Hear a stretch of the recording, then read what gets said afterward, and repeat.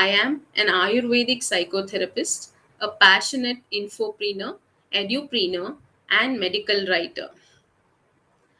I am on a pursuit of my mission to address, promote, and propagate Ayurveda and psychotherapy globally. In this discourse, every week I conduct discussions on Ayurveda, psychotherapy, mental health, and related aspects. So, today, as you can see, our topic is mind mapping. So, as you can see, this is actually a self explanatory example of a mind map. So, what are mind maps? Mind maps came into existence when because of Tony Buzan. He has written a book. The founder of mind maps is actually Tony Buzan. He has written a book called Mind Mapping Mastery. So if you want to know more about it, you can go through the book, read the book, check it out. And so before beginning into the subject, so being how it helped me personally, so being an Ayurvedic psychotherapist, my schedules are usually chaotic. So this helped me in planning, scheduling my schedules ahead of time, and it saved me a lot of time and enhanced my productivity. So here to define what is mind maps is like mind maps can be an incredible thinking tool. See, mind maps can be incredible thinking tools that can allow you to unlock your true potential. So how? See, a scientist Michael Michalko, in his best-selling book Cracking Creativity, says that mind mapping activates your whole brain. We'll come into the discussion later that how it does that. How does mind mapping do that? So it activates your whole brain. The activity is for the entire brain. How left and right hemispheres both are involved in mind mapping, I will explain you in the coming in the session. So what does it do?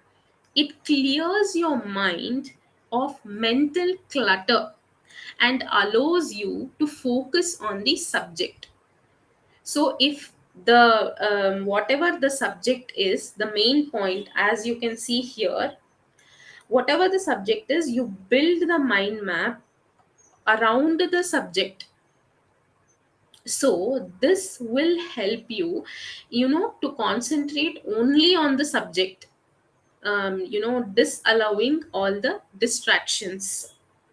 So helps demonstrate connections between isolated pieces of information and gives a clear picture of both the details. This big picture allows you to group and regroup concepts, encouraging comparisons between them. You can also compare them.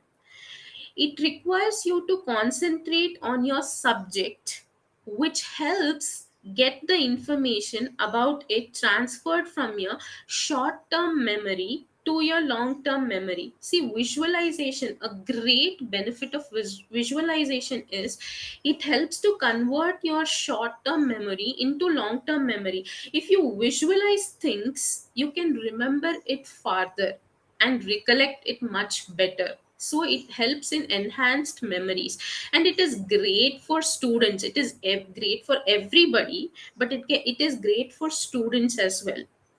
So how to get started with mind maps? Like, what do you want to get started with the mind maps?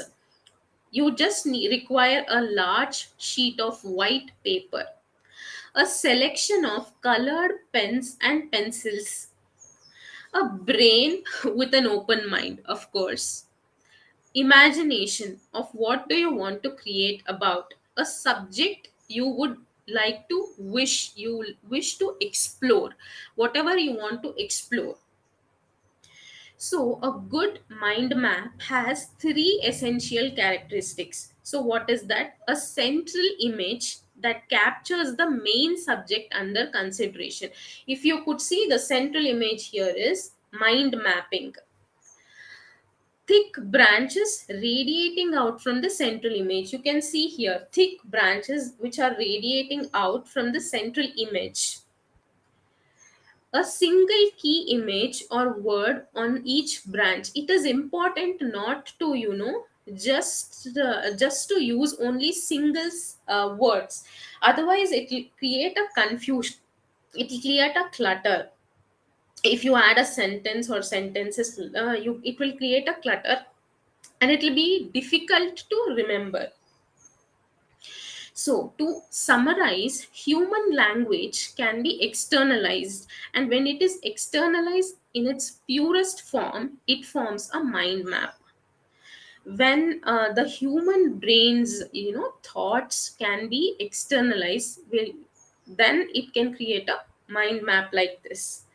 So, before coming to this, why mind maps like came into existence, so let's know about it a little bit. Why mind maps came into existence?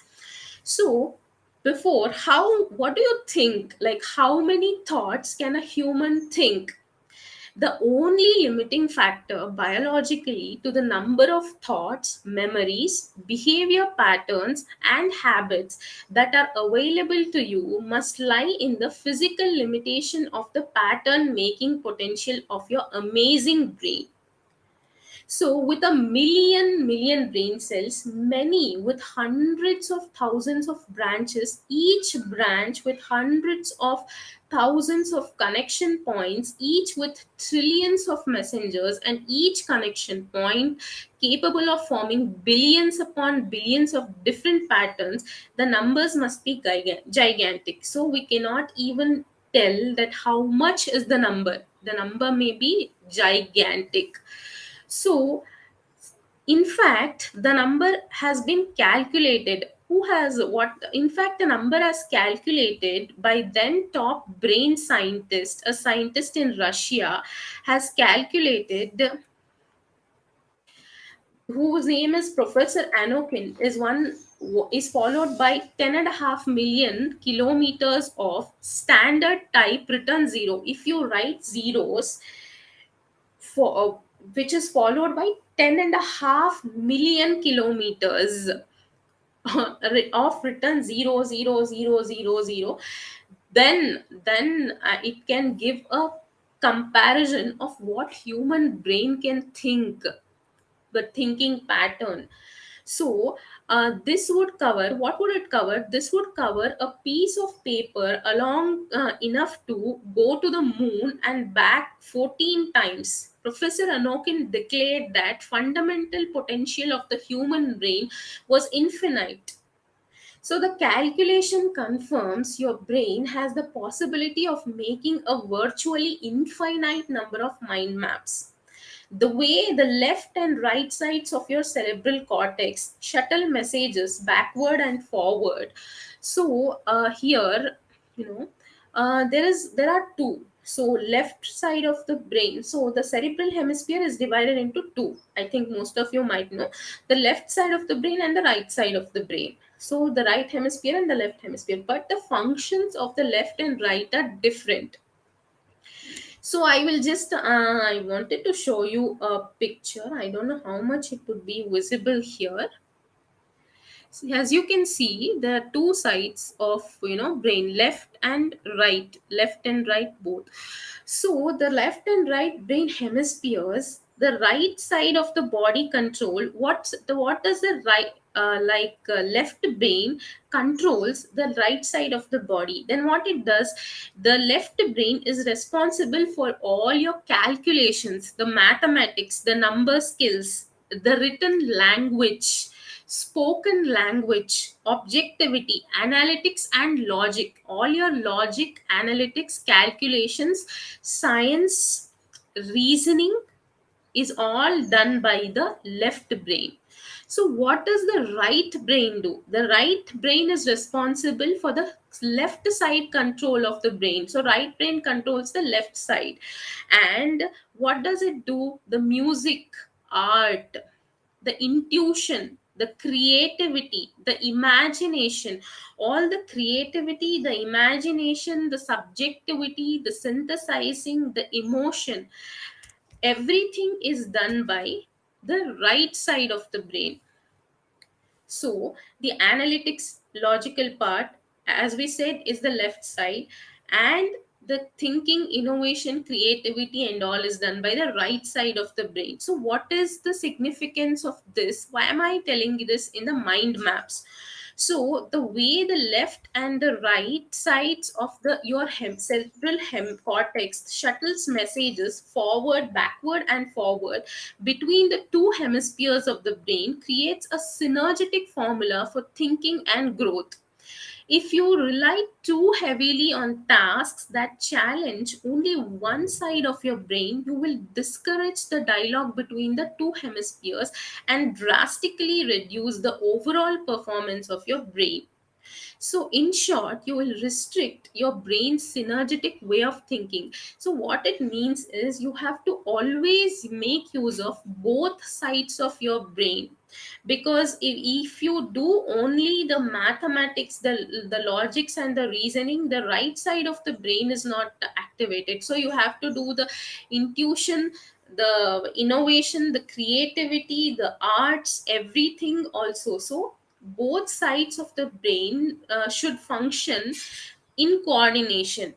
The more you repeat a pattern of thinking or behavior, the easier it is for your brain to think in that way again. If you always favor left or right brain associated tasks, you will reinforce that dominance. This means that you will become stuck in a particular pattern of thinking, and you will find it much more difficult to tap in your full potential. So, okay, what are the uses of mind maps then? This is a basic idea. Mind maps can be used for multiple things: to brainstorm an idea, to plan an event, to keep a meeting on track, to set up a project, to map out a decision, to you organize information, to present ideas, to access a situation, to take notes, and to create strategy. For all these, mind maps can be used. So why is mind map such a powerful brain friendly tool? Mind maps engage both sides of the brain, as I told you, because they use image, color, and imagination realms of the right brain in combination with words, number, and logic. So it uses both your creativity and logic. So both the brains, the left and the right brain, both are activated when you're mind mapping. Mind maps engage both sides of your brain because they use image, color, and imagination realms of the right brain, and in combination with the words, numbers, and logic, the realms of the left brain. So how what are the benefits of using mind maps in daily life? Like activity plan out. One can make mind maps to make several activities to go smoothly. For example, what I do is a week of Monday, Tuesday, Wednesday, Thursday, Friday, Saturday, Sunday. So I draw a map and then plan out my schedule accordingly from the to in the maps, and you can just have a look at it and go ahead. You can make a plan in that, and see, the main difference is when you take linear notes, no, it becomes huge and you have to just keep rolling the papers. So if you take a mind map like this, if you consider it, if you draw a mind map, the work becomes complex ideas are can be immersed into simpler ideas. So and maintain good health. For maintaining good health as well, you can sort out the diet plan, for the diet plan, or the to plan your routine or a workout plan, whatever it is, your exercise plan or a diet plan, you can do. Take better notes. For students, it is very much important because visual representation helps in a better note taking. So it helps memorization and retention. See, main thing is memorizing and retention. Many of the students ask me, the problem is this: we read but we can't memorize and retain whatever we have read. So in this case, mind mapping is a virtual technique to memorize information. Diagrams are more easily stored in a memory. So more engaging form of learning. How is it engaging form of learning? Meaningful discussions are critical factor in promoting deeper learning. And students can create mind maps of their own that can be used to assess learning. So students can also create their own mind maps, and teachers can also present the topic or idea with the mind maps. It is mutual, so makes complex issues easier to understand. So it helps everyone from an improved understanding of complex issues, the improved understanding of complex issues. Mind maps helps in filtering out information and reach clarity faster. Exactly. And mind map helps in managing projects, giving efficient results. Mind map can help identify root causes of the business problems. So, we have techniques in quality: root cause analysis techniques, fishbone analysis, failure mode event analysis. I'm a quality personnel. I worked in the quality assurance sector as well, so I know these. So these mind maps, there also we use maps, but not exactly of this kind, can also help to identify and detect the root cause and failure modes of business problems, so and improves productivity. If you plan ahead, no, the productivity also improves because you can manage time accordingly. Mind map softwares executives, mind map softwares also can be made for businesses. This is a great deal actually, for daily life. What are the applications of mind map here? Once again, mind maps are excellent pathfinders.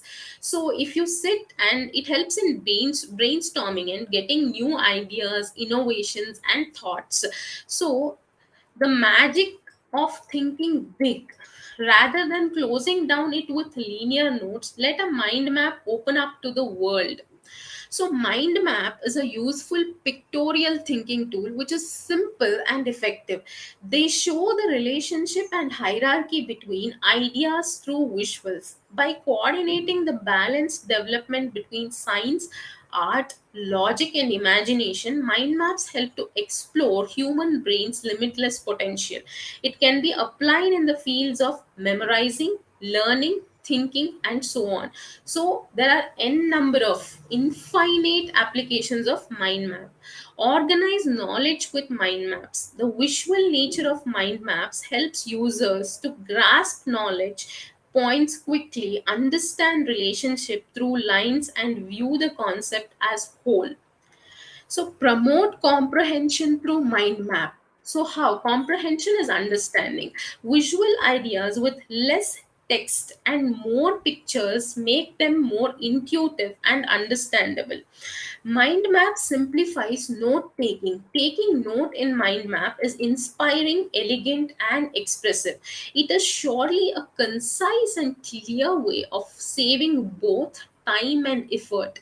Enhance writing by mind map. You can also enhance writing by mind map. Combined with brainstorm, mind map can develop one's thoughts to help him or her find more inspiration and writing materials. So right, improve public speaking skills. So what, see, public speaking as well, what are you going to introduce? Introduction, topic, the subject, and the ending. Whatever, you can just make pointers, a few pointers, and it can also help you in public speaking. A mind map can help to structure the contents of speech in order to help speakers remember the main ideas and details better.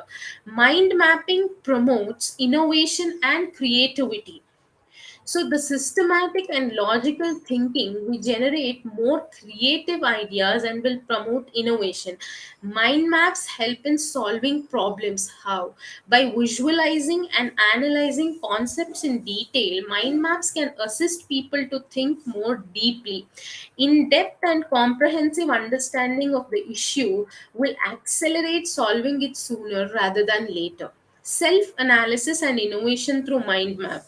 So it is a great tool for self analysis and innovation, learning both merits and demerits of oneself. You can also do it for your, strengths, weaknesses, threats and opportunities. You can do the SWOT analysis as well with your mind maps.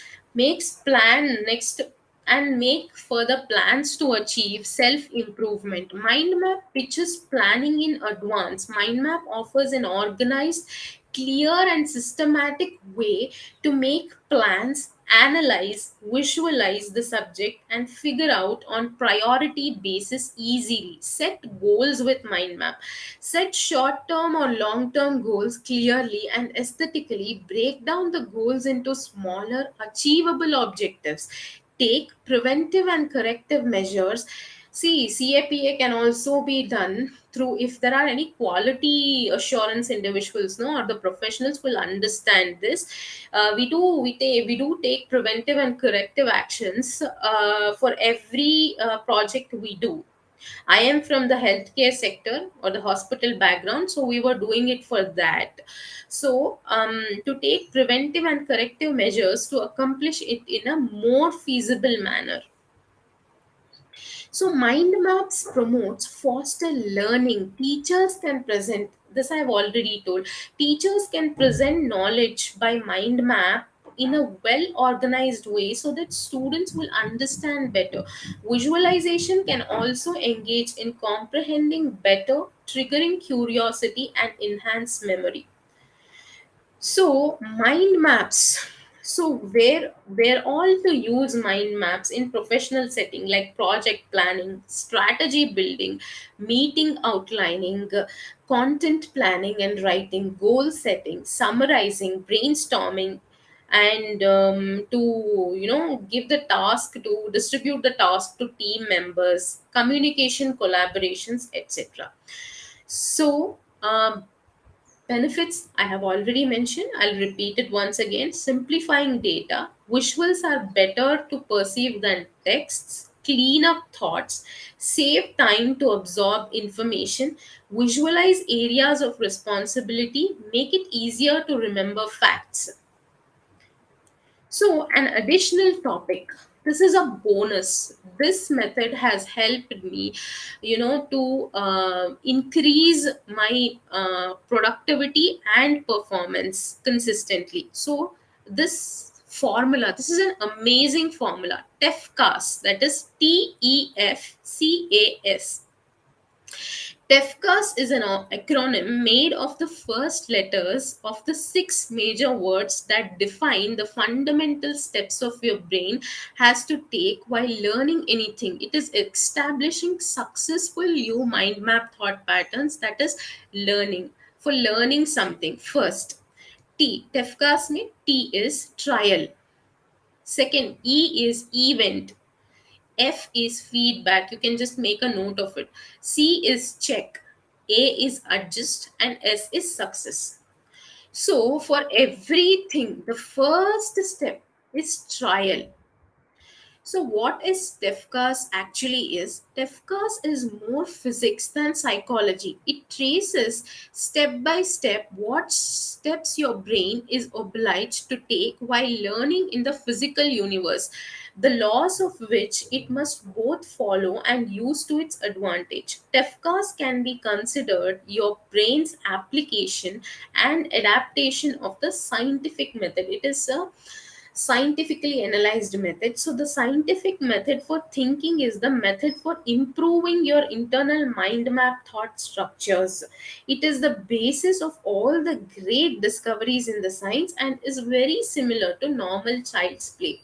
So how? Let's explore. So T is, as I said, T for trial.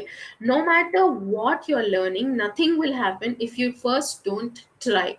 Your learning progress is marked by your number of trials. Try, try, try until you succeed. I think we all must have heard this. When you're feeling to juggle, you must first throw the ball. When you are learning to dance, you must first take the first step. When you're learning to write, you must make the first mark. E is event. So T is trial, then event. E is event. If you try, when you make a trial, there will always be an event. This will inevitably give you a feedback. So I'll explain you with an example. So, event, if you try something, there will be an event. And eventually, with that event, will inevitably give you a feedback. So, TEF, trial, event, feedback. Whether you wish it or not, the universe supplies you with a cascade of information about your trial and event that feeds your senses. This is one reason why it is so important to have a healthy mind and a healthy body, so that your senses can provide you with more and more pure information. Your brain will absorb this feedback on both the conscious and paraconscious levels. With all this feedback pouring in, your brain will check. So first you try, then there is an event, then there is a feedback, then after getting a feedback you will check. This will happen both automatically and consciously, and will be done in relation to your goals. So what are the things, so if I have to give an example, I am doing this live, I am giving it a try to give my best. So this is an event, this is what is happening is an event. So with this event, I will get some feedback whether the session of was good, whether it was very good, or whether there are improvements to be made, what can be improved, what is more needed. Then I'll have a check how to improve my communicating skills, presenting skills, and I will have a check. According to it, the next step is I will adjust. You will compare your performance against your goal and make what you consider to be appropriate realignments for the next trial. When well, considering the element of adjustment, you should always consider the underlying goal. So, what is my goal? What am I delivering? What are the improvements that can be made? I'll adjust accordingly. After that, the final step is obviously success. Success is the last S. So, trial, event, feedback, check, adjust, and success. This is TEFCAS. So no matter what you do, your brain's aim is to succeed in doing it. From tasks as simple as making yourself a cup of tea to the more far complex and larger life goals, success is the main beacon. At first glance, it would appear that TEFCA's formula has no possible room for error. So it is not so. And what Tony Buzan have to say about it? The TEFCAS, it is therefore essential that your goals, that is TEFCAS, to be towards the positive success and a constructive approach. And by the way, these can be done for a destructive purpose as well, but to keep it positive and for the constructive purpose, this is a reflection of something called meta positive thinking. Meta positive thinking is also given by Tony Buzan. So, mind maps. So, people who ask me, can mind maps be used in Ayurveda? Also, yes, mind maps can be used in Ayurveda, because in any medical, any medical information in Ayurveda, the divisions, the subdivisions, the classifications, everything in every field, and even in for the engineering students or the students below 11th and 12th, for everything mind maps can be used. For students, actually it is a boon, because it helps majorly in retaining and recollecting information. So mind maps can be useful in memorizing Ayurvedic or any medical classifications. Divisions, subdivisions, and branches can be drawn to remember and retain information more effectively. Thus, mind maps make complex concept easier to understand. Mind maps also play an important role in emotional metamorphosis. This, I think, we can discuss in some other on some other day. And if you want to know how to draw mind maps and how to make it better, and how to improve, because this is an art, it is developed over a period of time, it can't be done achieved in a single day. So if you want me to come up with how to create mind maps, and if you want to know more information, you can just put it in the comment section. I will come with that in the coming sessions. So if you want to know about any mental health topics, or if you have anything that you want to know, please put it in the comment section. I will try to come up within the next live session. So thanks if you have watched till the end. Stay tuned for more, and namaste. Thank you.